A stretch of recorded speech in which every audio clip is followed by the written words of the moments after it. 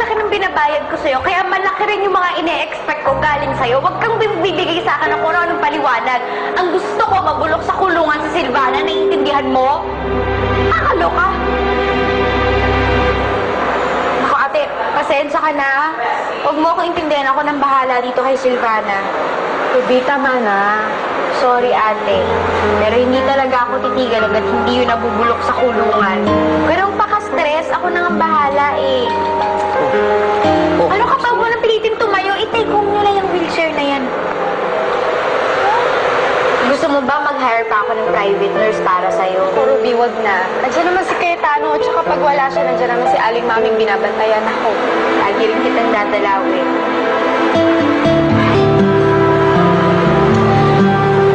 Basta baby, itibayan mo lang yung loob mo, ha? Tapos kumapit ka lang. Gayahin mo ko. Ibang klase akong kumapit.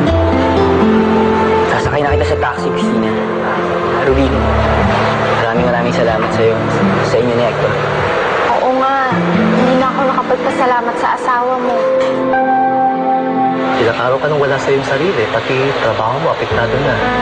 Dok, pasensya na po kasi yung mga problema ko nagpapatong-patong na po eh. Hindi mo dapat dinadala rito sa ospital ang problema mo. Buhay ng mga pasyente na kasalali sa ating mga kamay. Umuwi ka na nga, you need to rest para maging focus ka naman sa trabaho mo. I suggest you take a long vacation.